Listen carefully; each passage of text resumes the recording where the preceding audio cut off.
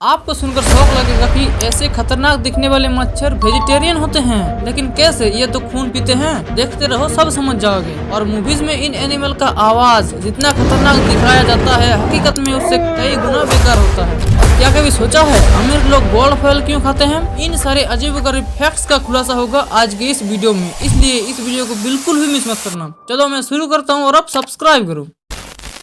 क्या कभी सोचा है कीबोर्ड क्यूरेटिव फॉर्मेट में ही क्यों होता है, जबकि एबीसीडी फॉर्मेट में तो हम और ज्यादा फास्ट लिख सकते हैं? तो देखो, इसी बात को सोचकर जब इन चच्चा ने 1870 में टाइपराइटर बनाया, तब उसने एबीसीडी फॉर्मेट में नहीं बनाया ताकि सब तेज लिख सके। और ऐसा ही हुआ, सब तेज लिखने लगे और इतना तेज लिखने लगे कि टाइपराइटर ही जाम होने लगा। आखिर में स्पीड लिखना एक प्रॉब्लम बनकर आया। तब इन चच्चा ने एक जुगाड़ लगाया और ज्यादा यूज होने वाले लेटर को दूर लाकर रख दिया ताकि स्पीड कम हो सके। और हाँ, इस बार भी ठीक ऐसा ही हुआ, राइटर का स्पीड कम होने लगा। और इसी जुगाड़ को हम प्योरिटी फॉर्मेट कहते हैं, जो आज तक चलता आ रहा है।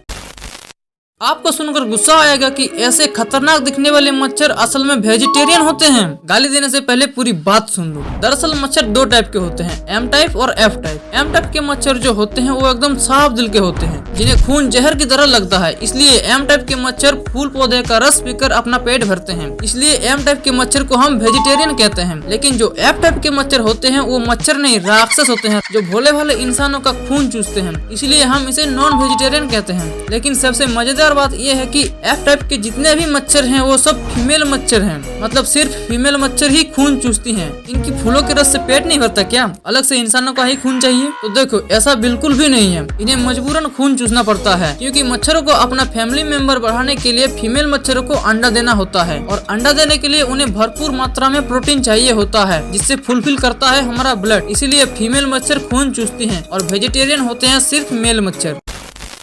क्या आपने कभी मछलियों का बारिश देखा है? शायद नहीं, क्योंकि ये एक रेयर फिनोमिना है जो हंडरस की ओरो सिटी में होता है। लेकिन सोचने वाली बात ये है कि ऐसा कैसे हो सकता है। तो देखो, जब टोर्नाडो समुद्र या तालाब के ऊपर से गुजरता है तो वो पानी के साथ साथ छोटी मछलियों को भी हवा में उठा लेता है। और जब उस हवा का प्रेशर कम होता है या बादल टूटता है तो वो छोटी छोटी मछलियाँ बारिश के साथ साथ नीचे गिरने लगती है, जिसे लोग फिशरियन कहते हैं। अगर आप भी चाहते हैं ये इंडिया में भी हो तो लाइक कर देना, मैं समझ जाऊंगा।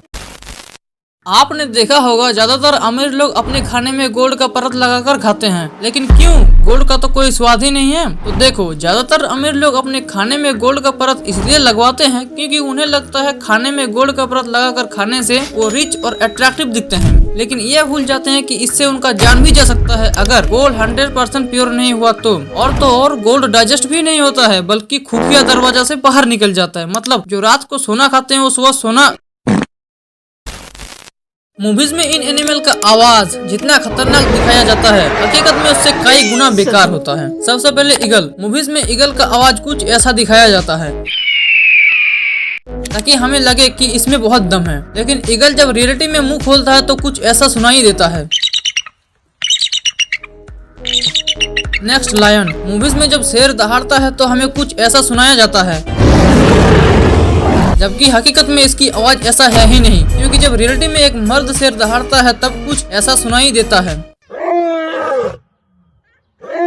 Next, dinosaur. डायनासोर जब दहाड़ता है तब हॉलीवुड बॉलीवुड वाले हमें कुछ इस तरह का आवाज सुनाते हैं, जबकि करोड़ों साल पहले खत्म हो चुके डायनासोर का असली आवाज कोई जानता ही नहीं। अब सवाल ये है कि अगर कोई जानता ही नहीं तो मूवीज में हमें किसकी आवाज सुनाई जाती है? तो देखो, मूवीज में डायनासोर के नाम पे हमें बहुत सारे जानवरों का आवाज सुनाया जाता है, जैसे baby elephant, tiger, alligator, lion, penguin और हमारा पालतू डॉग। इन सारे आवाजों को मिलाकर बनाते हैं डायनासोर का खतरनाक आवाज।